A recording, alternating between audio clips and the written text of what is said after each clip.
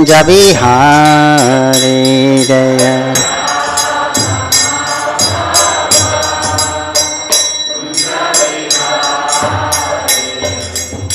गोपीजन वल्लभा गिरिवरधारी जय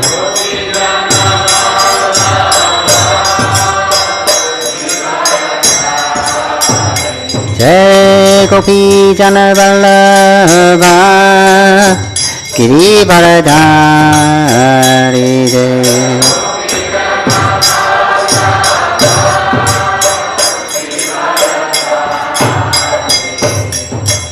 यशोदनंदन ब्रज जनरंजन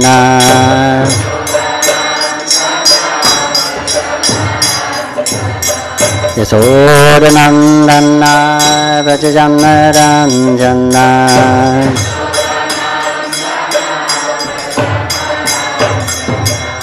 जमुना तीरा वरचारी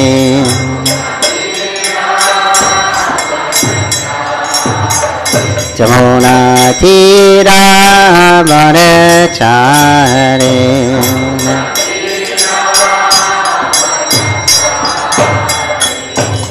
राधा माधव कुंज विहारी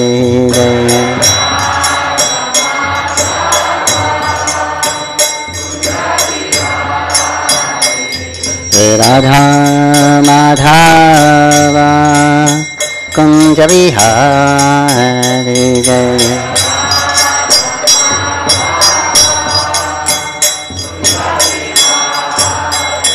जय गोपीजन वल्लभा गिरिवरधारी जय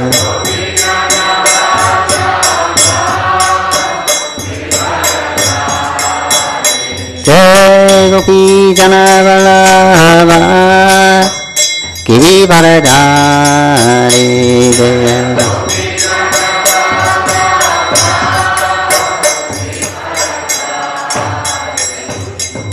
यशोदनंदन ब्रज जनरंजन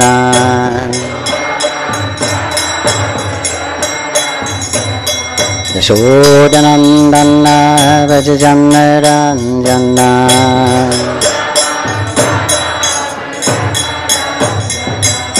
जमुना तीरा वरचारी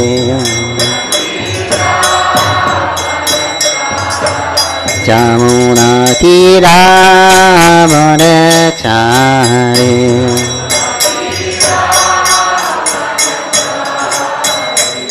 जय राधा माधव कुंज विहारी जय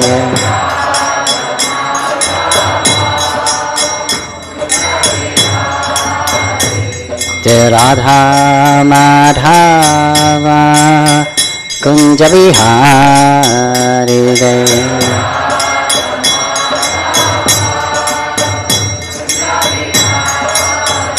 जय राधा माधव जय राधा माधव राधा माधव जय राधा माधव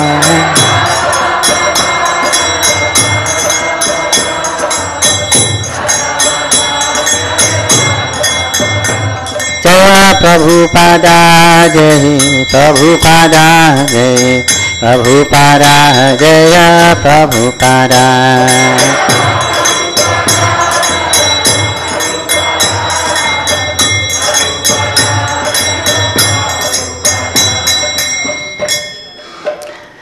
जय नमस्कार परमहंस परिव्राज श्री समार भंग ऐसी भक्ति वेदांत स्वामी श्री प्रभुपाद की जय इसकान फाउंडाचार्य श्री प्रभुपाद की जय गौटी वैष्णविंद की जय रामाचार्य श्री हरिदास ठाकुर की जय प्रेम श्री हो श्री कृष्ण चैतन्य प्रभु नित्यानंद श्री द्वैत गदाधर श्री बांसुरी गौर भक्तविंद की जय श्री राधा माधव गोपीनाथ श्याम कुंद राधा कुंद गिरि गोवर्धन की जय श्री वृंदावन श्री मथुरा धाम की जय नवदीप मायापुर धाम की जय श्री जगन्नाथ पुरी धाम की जय Gangamayi Jamunamayi ki jai, Tulsi Devi Bhakti Devi ki jai, Sangaveda Bhakta Vrinda ki jai, Harinama Sankirtan ki jai, Srimad Bhagavatam ki jai, Jai Nitai Go Premanandi. All glories to the assembled devotees, glories to the assembled devotees, all glories to the assembled devotees, all glories to Sri Sri Guru Gauranga, glories to Sri Prabhupada.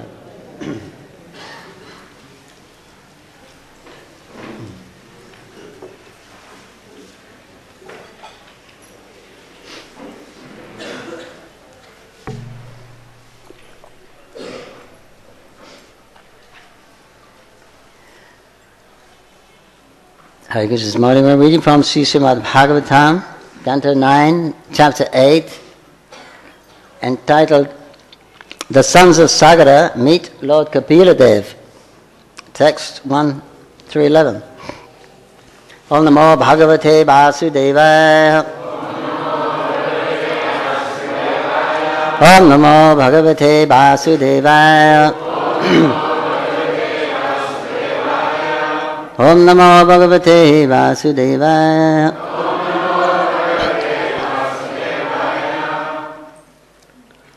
We'll read the preface by Srila Prabhupada.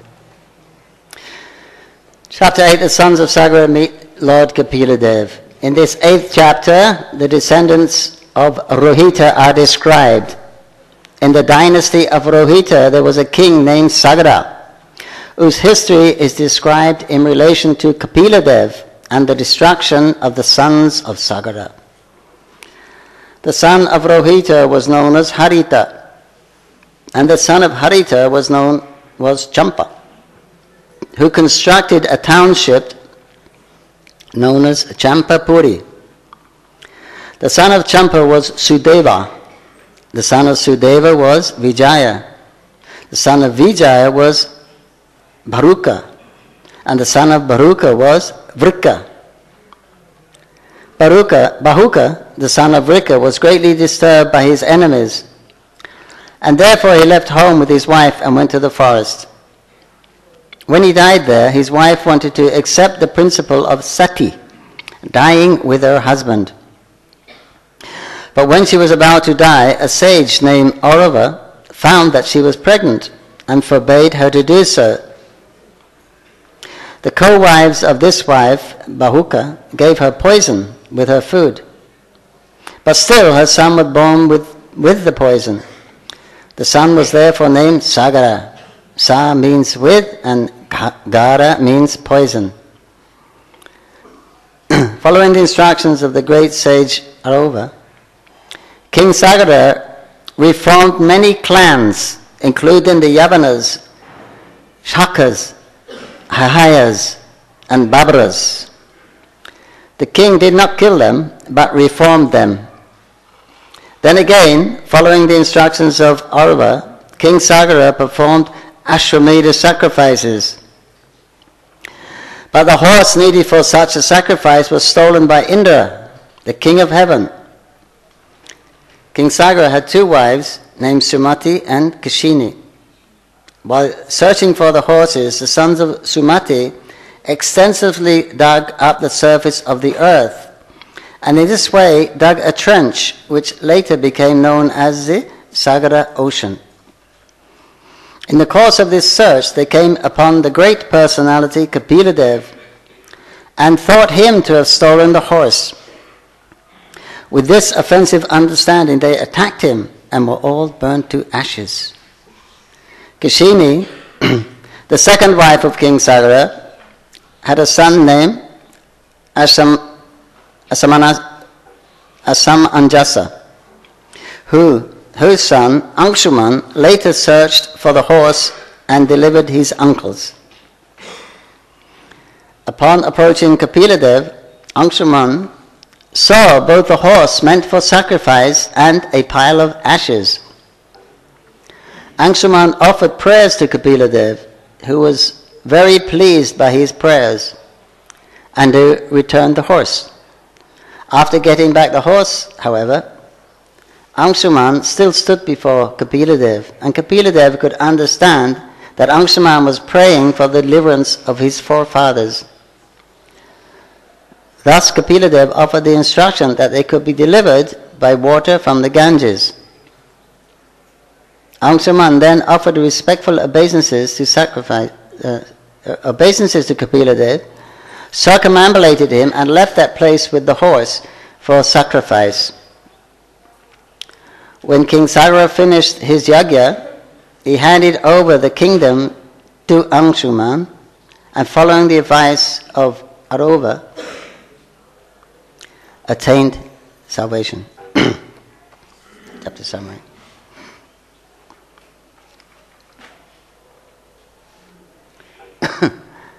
So text 11 is on the board. We can read the first 10. Text 1 translation. Shukadeva Goswami continued, the son of Rohita was Harita, and Harita's son was Champa, who constructed the town of Champapuri. The son of Champa was Sudeva, and his son was Vijaya. The son of Vijay was Baruka. Baruka's son was Vrika, and Vrika's son was Bahuka.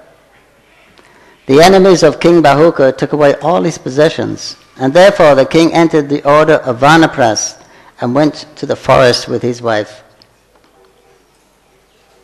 We're reading this is describing the histories of the Manus. Vaivashata Manu, it's a lineage coming from Vaivashata Manu,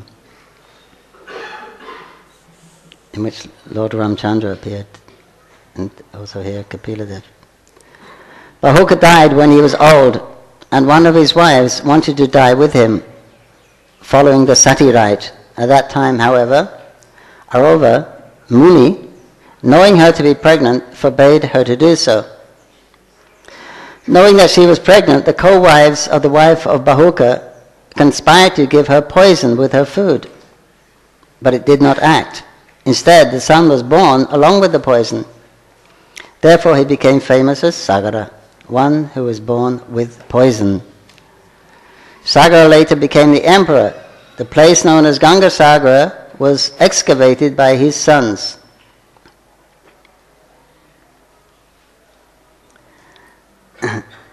This Gangasagara, Kapila Dev has his ashram there. He's supposed to be there, still be there in an invisible form to most. We have a place there. ISKCON has a place developing there. It's where the Ganges meets the ocean, Gangasagara. You can't see the other side of the Ganga. It's just where the ocean begins. So that place, it says, was cleared, leveled by the sons or the grandsons of Sagara. Sagara Maharaj, text 5-6, following the order of his spiritual master, Aurava,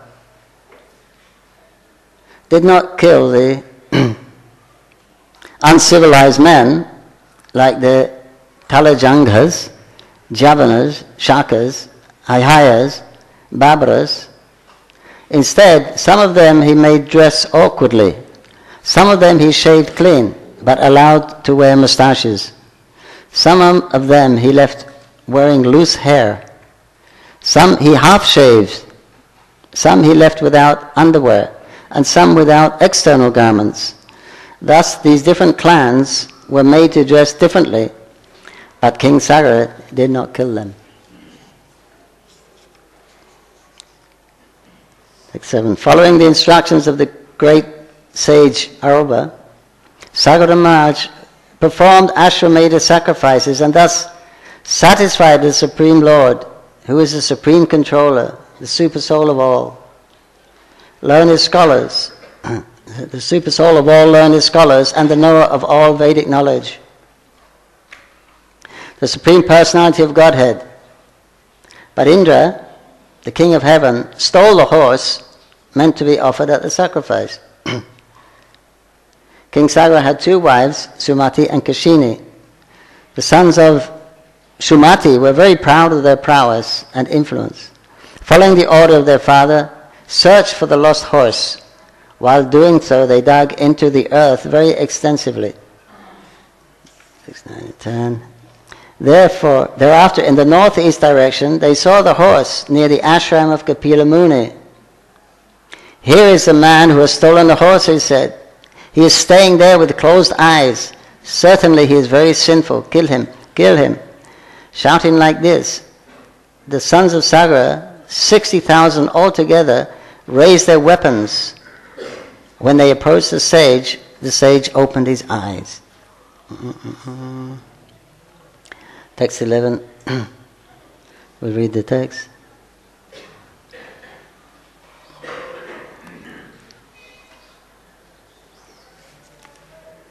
Svasariragnina tavan Sashariragnina tavan Mahindra Hritta Chetasa Mahindra Hritta Chetasa Mahadvyati Kramahata Mahadvyati Kramahata Bhashmasad Abhavan Shananat Bhashmasad Abhavan Shanat Svasaryeknina Tavan Mahindra Hritta Chetasa Mahadvyakti Kramahata Bhashmad Abhavan Shanat Swasari Agnina Tavan Mahindra Hritta Chetasa Mahadvyati Kramahata Bhashmasara Bhavan Shanat.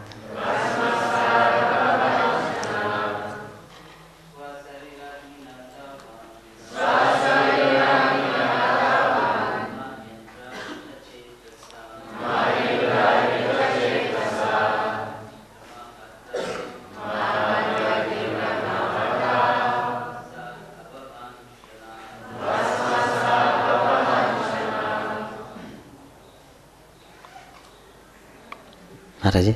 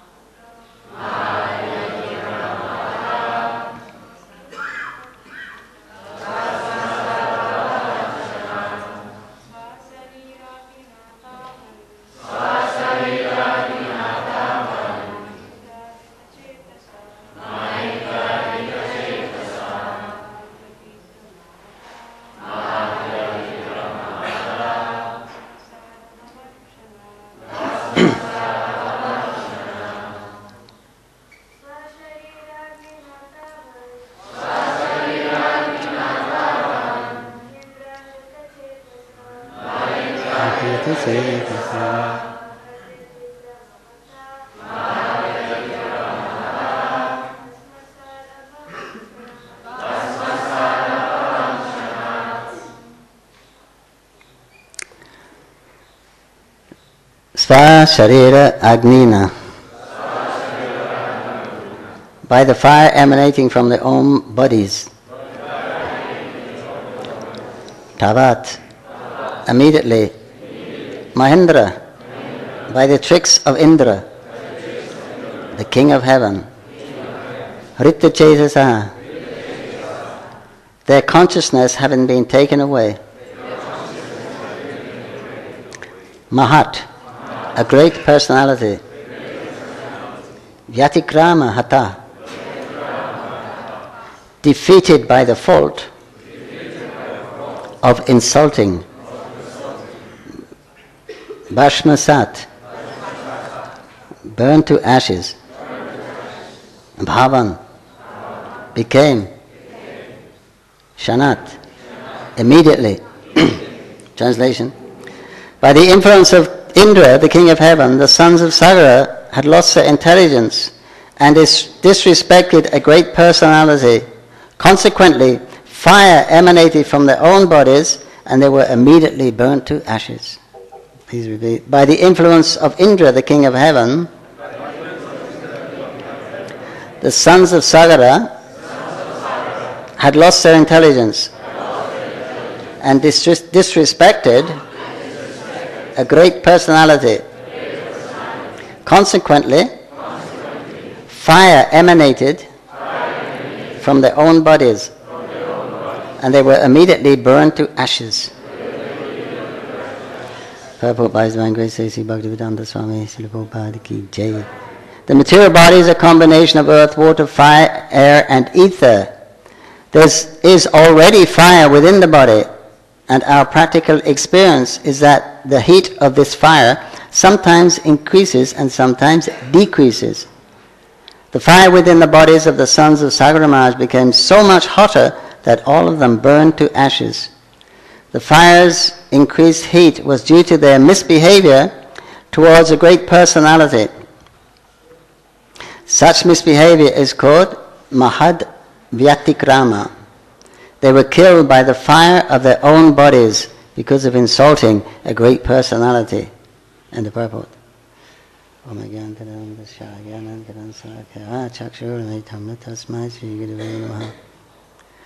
Namo Vishnupadaya Krishnaaya Bhutale Smati Bhaktivedanta Swaminiti Namane Namaste Saraswati Devi Gauravahi Pacharine Nevishesha Shannavari Pasarasatharine Jai Shri Krishna Chaitanya Prabhu Nityananda Shri Advaita Gadadhar Shivasari Gaur Bhaktavinda Hare Krishna Krishna Krishna Hare Hare Hare Rama Rama Rama Hare Hare.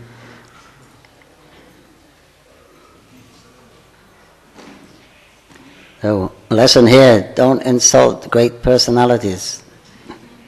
Otherwise you may get fried, burned.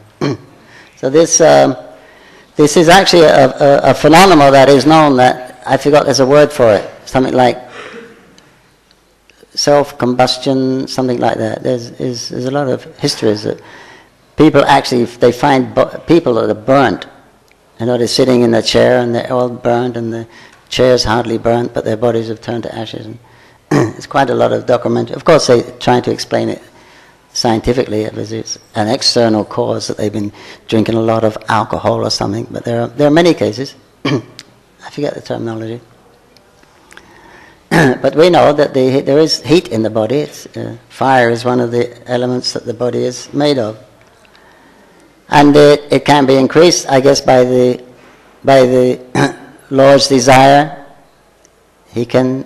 It's Devyashi Gunamai Mama Maya. It's my energy. It works under my direction. So if he wants to increase the fire in your body, then he can do so. That's his prerogative. To teach people that the great personalities should be respected and not insulted.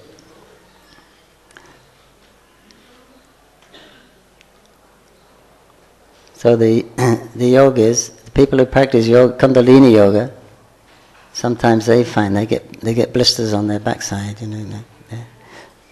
Trying to raise a Kundalini, and it actually produces heat. You actually get burn marks on the blisters on their body. So you can do that by different yogis do that. How do they stay submerged in water in the winter up to their neck, or live in the Himalayas and with wearing only a kopin? How do they do it? They know the art of increasing the fire element within their body. So it's like if you know the mantra, you can increase the air element in an object, then it becomes light. Then you can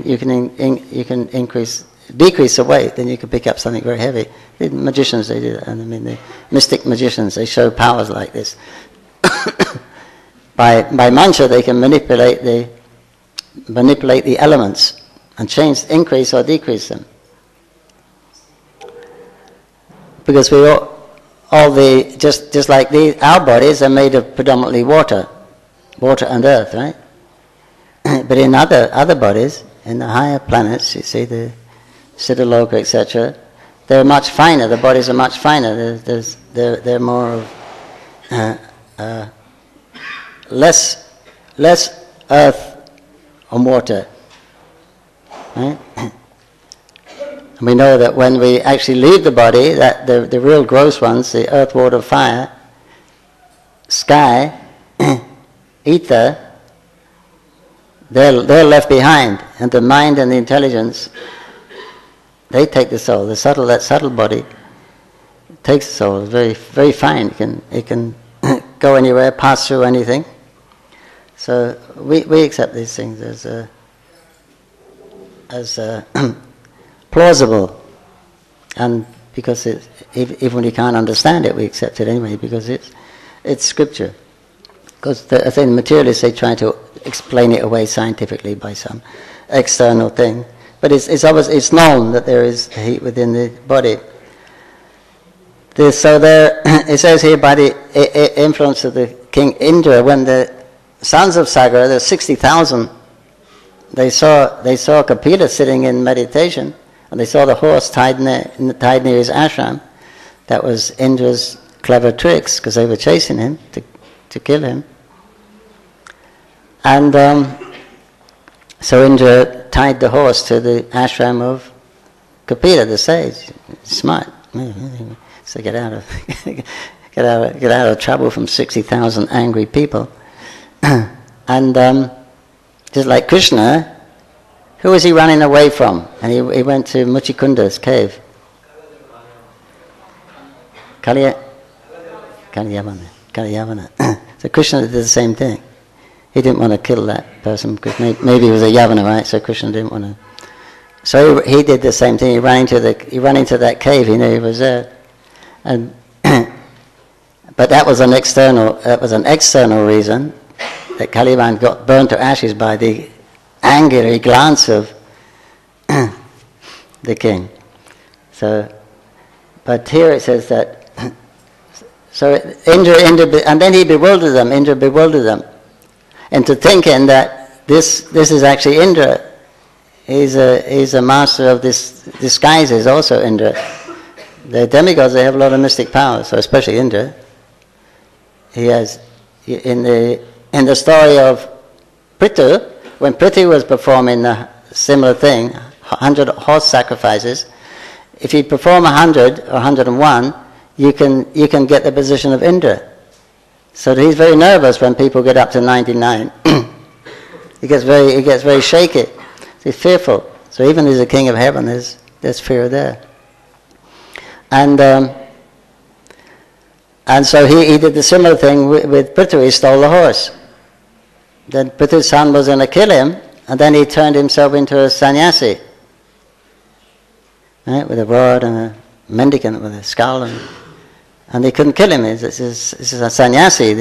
You can't kill a holy person. So even he knew it was Indra, but because he was like that, and he would take on these various disguises,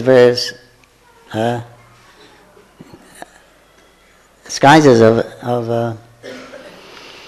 and then he came back.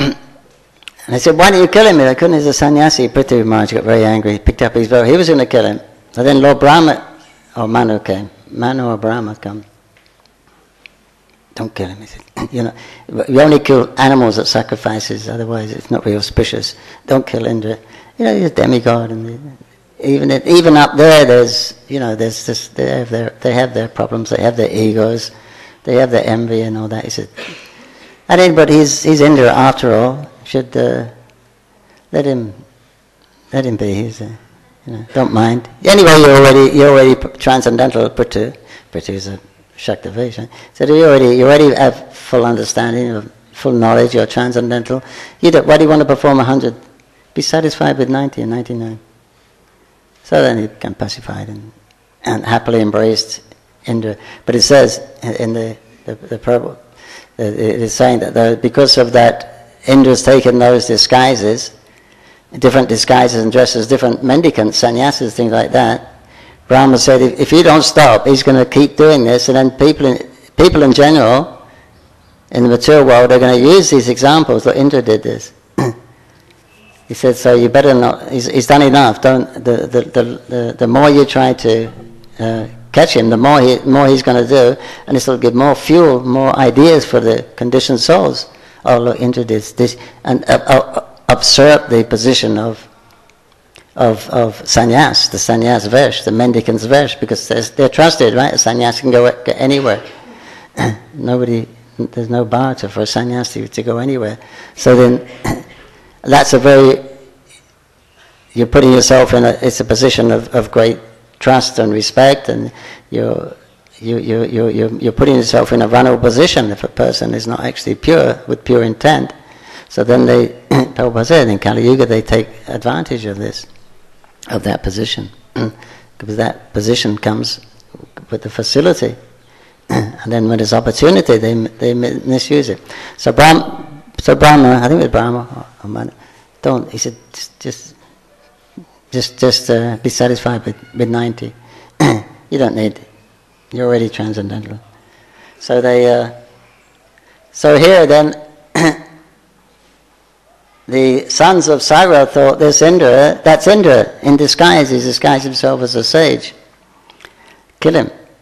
Huh? We don't care. We kill him anyway. But it wasn't Indra. It was Kapila Dev. Kapila Dev is a powerful. He's actually a plenary portion of. He's an incarnation of the Lord. Born to Kadama Muni and Devahuti. Very powerful. He's famous for his golden hair.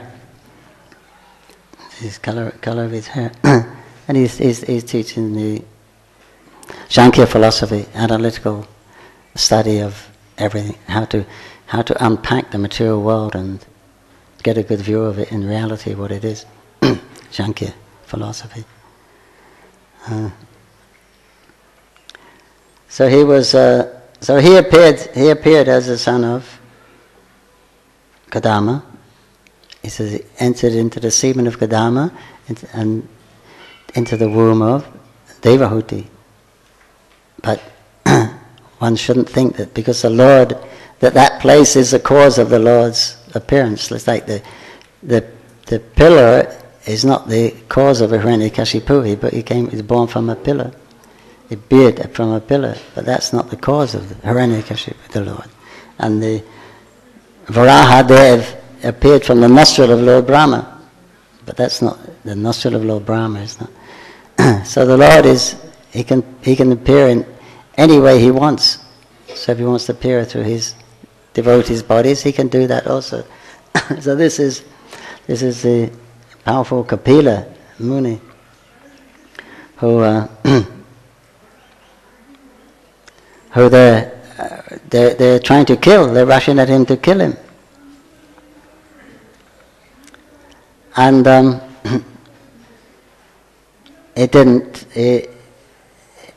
he wasn't fazed. This story continues tomorrow. We'll read about it. It wasn't Kapila. It wasn't Kapila. He didn't burn them to ashes. They burnt themselves to ashes by their attitude, or the Lord in the heart did it for them. Just like we heard recently that when if you criticize somebody, saintly person, the result is that you take on their bad karma. If you criticize somebody unnecessarily, then you, as a result of that criticism, you relieve them of bad karma if they're saintly persons.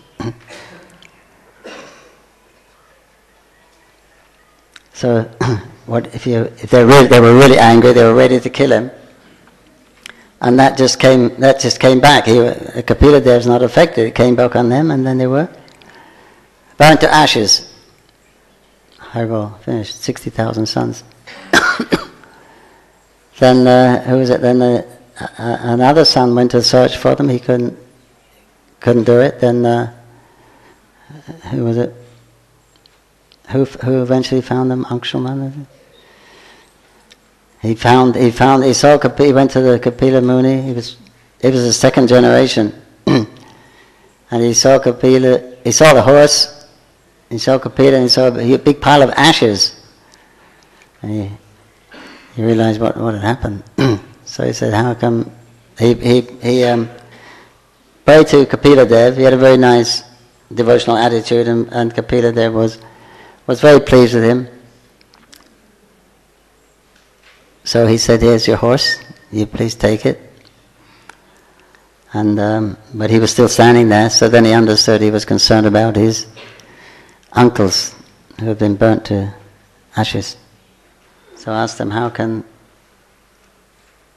they be delivered? Kabila said, by the waters of the Ganges. If you sprinkle the water of the Ganges here, then they can be delivered. And thus we get the story of how the Ganges came here. I mean, it wasn't... You could do two things, right? You could pray to Mother Ganges to come here, or you could try and get to the Viroja River yourself. So anyway, but he prayed to Lord.Siva. He performed, because Shiva is called Ashutosh, right? Very easily pleased. So he began to worship Lord.Siva, and Lord.Siva blessed him with his darshan and asked, I can give you that benediction you require, because Ganga Devi had already agreed, but she said, who will catch me when I come? I will shatter the earth. If I land on the earth will be broken pieces. So then Lord.Siva agreed to catch in his jat. So that was the whole story, how the Mother Ganges came here. So these are pastimes of the Lord, what He desires, how these things take place. And so it's, they're kind of relatable, not like the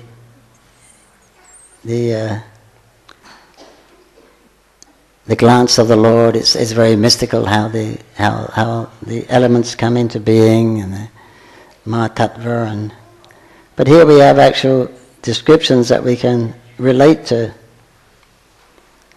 how the creation, how things get here, how the creation how the species take birth, right? By the different sages, they're giving birth to different species of life. From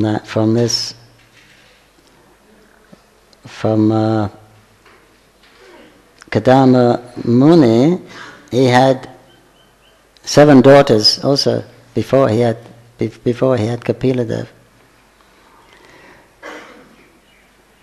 And Kadama was really powerful. He had a flying palace. Devahuti was a queen, princess, when she married him, and he was a Muni. So it was pretty tough for her, but she was very tolerant, very chaste, and she tolerated that. And her hair became like a jet, dreadlocks, and her skin was dirty because she didn't use soap. They just used mud in the river, and a little stained, and her clothes were, washed out. And she was thin. They were just living on fruits and roots. And Kadama was seeing her like that. After some time, he was very compassionate, and because he knew, she'd taken on great austerities as that princess, and he knew that she wanted to have children and everything. And she asked him, "Do you remember that benediction that you offered me? So if you give me children and a suitable house, because they're living in the forest." So he said, by the power of my yoga, my austerities, I'll show you something wonderful. I'm giving you this benediction also, because you're like half of me. Then he created this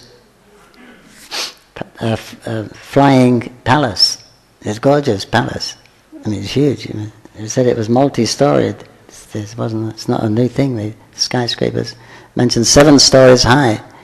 All the rooms were beautifully bedecked, and coral floors and rubies and diamond doors and silks and tapestries and flags and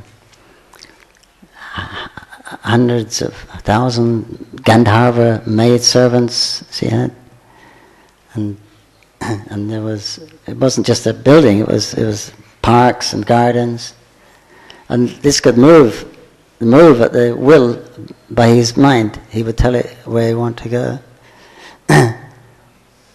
And there were swans and birds and things like that. Everything was perfect. And then he says, "Come on, get them. Let's go for a honeymoon." Right? Yeah. We go to, when a honeymoon, it used to be famous, we used to go to Paris and Rome and Rio Grande. But here he took her to the Nandan, Kandan, the gardens, different planetary systems. He was taking her around the different places where the demigods go and enjoy different sarovars, and he says, get on board, and we go. But she said, "How can I get on like this?" So I said, "Oh yeah, take a bath in the lake Bindusarova." She gets into the lake. She finds a mansion there. She goes into a mansion under the water.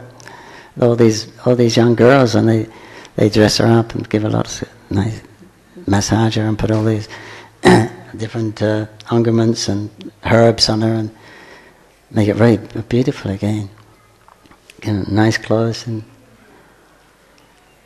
so that's and Kapila.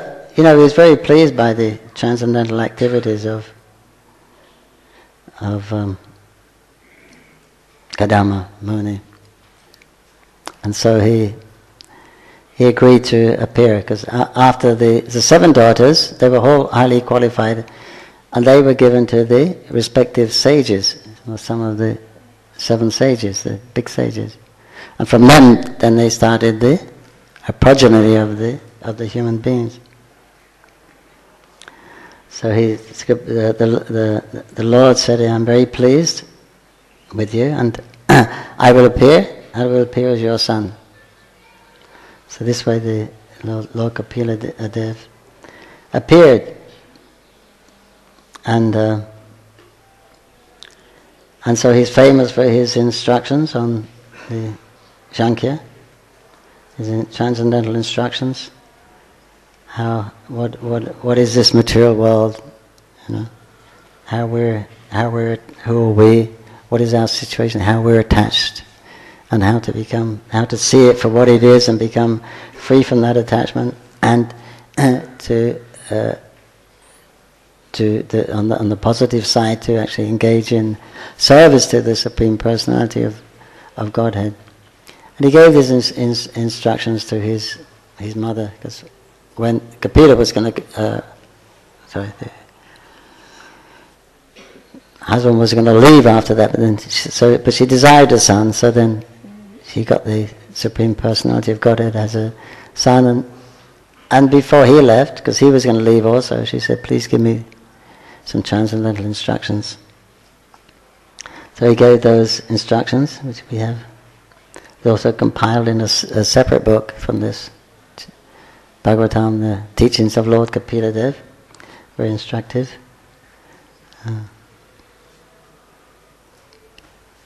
So this is how the explaining the dynasties, and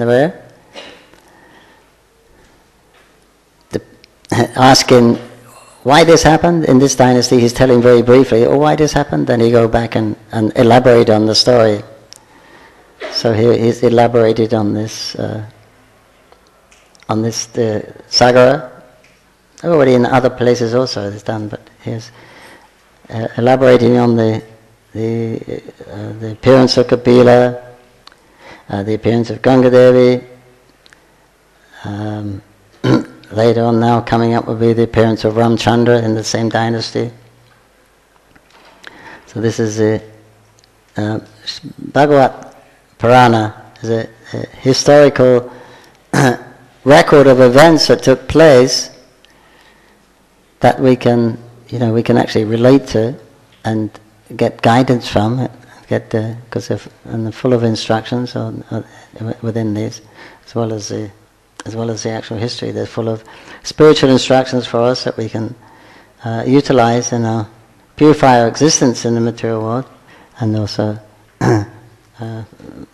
go back to the spiritual world. This is the purpose of it. So that's how why the Lord appears here and performs pastimes, and then these pastimes are recorded in these histories. So by hearing about these things, by reading them, then because they're spiritual, we're actually associating with these people and these events and these places that they're talking about, spiritual places. And even though we don't perceive it, because they are spiritual, because we don't have realization, then we don't actually perceive it or feel it. But because the effect will be that. The effect will be that we get purified because we're associating with these spiritual personalities in a verbal form, in the sound form. So the stories are made attractive that we want to, just like Mahabharata, right? It's for the less intelligent people. But stories contain lots of adventures and politics and excitement and romance. That the big things we like to hear, but within that there's a lot of spirituality, which purifies us. So that's the whole point of it. So we get purified and we get attracted to the Lord at the same time by hearing about His wonderful qualities. And pastimes, they become our heroes. We become attracted to them, and then that, and by hearing that we get purified. Then that attraction becomes, actually real. We can actually the transformation takes place as the gross elements gradually have a less influence on us. They're purified. The elements are gradually purified. It means we get purified, becoming free from these gross elements, the grosser modes of nature, Tama and Raja, and then situated in goodness. Then it's much easier to perceive what spirituality actually is. This is and by hearing the stories of Krishna, etc., and the pure devotees, then we also have an inclination to be like that, to serve Him, to love Him. So already we have a favorable mentality, and with that purification we're getting from this, then this is what makes everything work. We become purified and we become devotees at the same time. This is the glories of the Srimad Bhagavatam. Srimad Bhagavatam ki jai, Shri Prabhupada ki jai, Mayapur Bhaktivinoda ki jai, Gopramanandi, Hari Hari Bol. Hare Krishna. Any comments, question? Yes.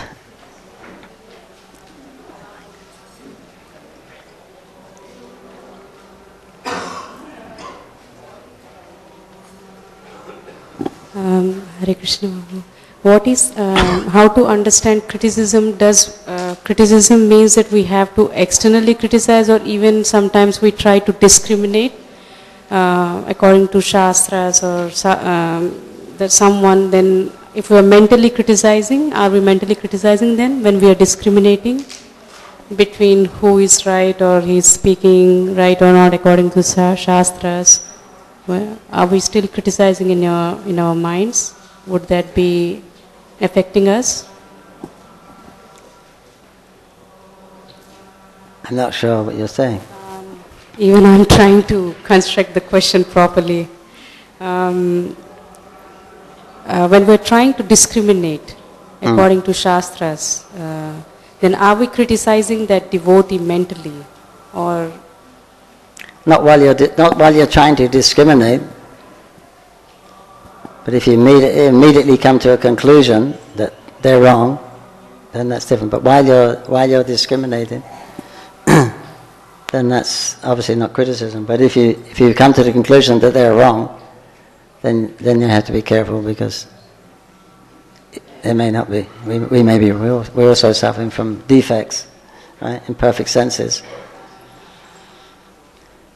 And of course, if it's your position, if they're people under your care, then that's permissible for correction. Criticism for correction is permissible, but not up. We can't criticize or correct those senior to us. But that was a mistake here. They just came to that conclusion. This must be Indra in disguise, and it wasn't. And it was a super elevated personality. So they got a super elevated reaction. So when we criticize, we get some of their karma, but they got rid of a lot of karma, I guess.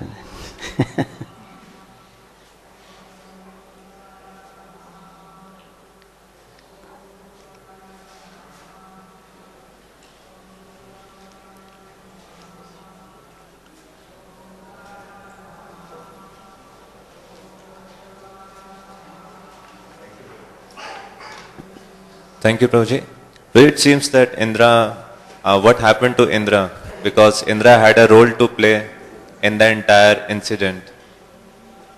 It's written in the verse that due to Indra's influence, they lost their intelligence, and thus this entire episode happened.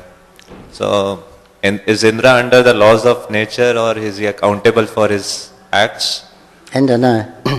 Vishwanath Chakravarti said he made him think like that. It was actually Indra's, by his mystic potency. He made him think that this is Indra. So he didn't mind that he was going to be killed or cursed. So the effect should have been to Indra as well. But we see that all 60,000 sons died and Indra was roaming free. Yeah. Yeah. That was his program. Self-defense. Right? They come to kill him.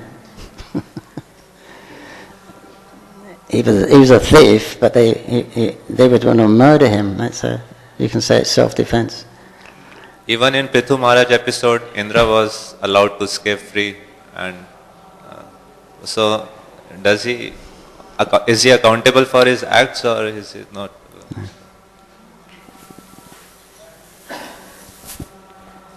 No, not from our point of view. He's so powerful.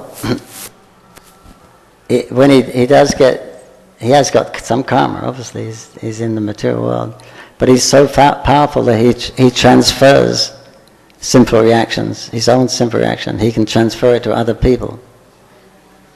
That's the status he is. So everybody says these great. I mean, he's always getting into trouble. I mean, often getting into trouble and big mistakes because he's a big person, right? He offends Krishna sometimes. He tries to kill the Brijbasis. So he's a pretty heavy character in one sense, But because he is the king of heaven, then the Lord Brahma usually comes and look. He's after all, he's a manager up there. Just don't worry. See it as destiny and. So he gets kind of excused. It's like the king is beyond. Was it? King is beyond. Huh? The king can do no wrong. He's beyond the rules. The king makes the rules, right? So he can't do any wrong. So like that. That's what we see. I mean, he does get afflicted sometimes, obviously. Obviously. He gets covered with 1,000 eyes. But otherwise he can transfer his karma. He's powerful.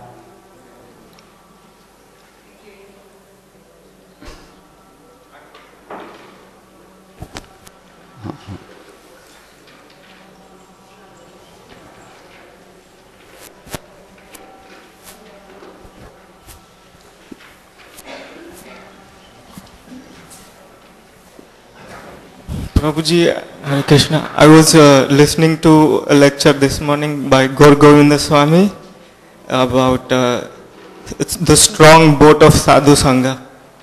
So he was explaining about how Sadhu Sangha helps.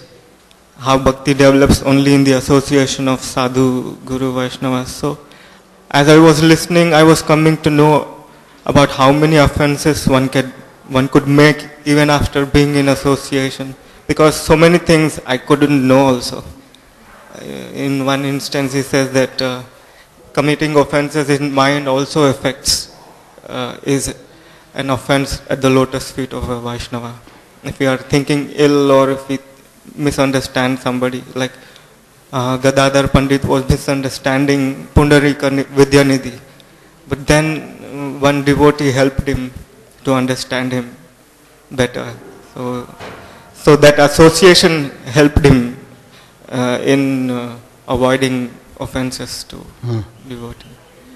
This strong boat of sadhu sangha I was telling about, that we are all in the ocean of material sufferings. So only a sadhu is like a boat and he can protect us. Thank you. Hare Krishna. Then you have to be careful. The greater the sadhus we associate with, the greater the offense. If we make an offense against them, then the greater the reaction.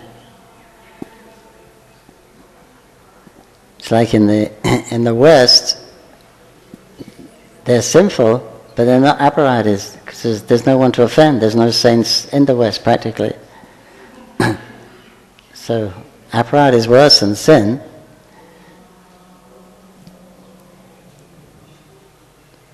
The Lord appears in Bharadwasha because he knows that he'll have proper respect. So that's the other danger. You want to associate with devotees, but you have to be very careful also, because then the bigger the devotee, then the bigger the reaction, the bigger if we make an offense. So they're necessary. We need that association, but one has to have the proper approach. That's why the first aspect of knowledge is humility. If we're humble, then we don't judge so quickly. We're humble. Thank you. Yes. So then sadhu gives the vision to see a sadhu, to recognize a devotee. Hare Krishna. Thank you, Prabhuji.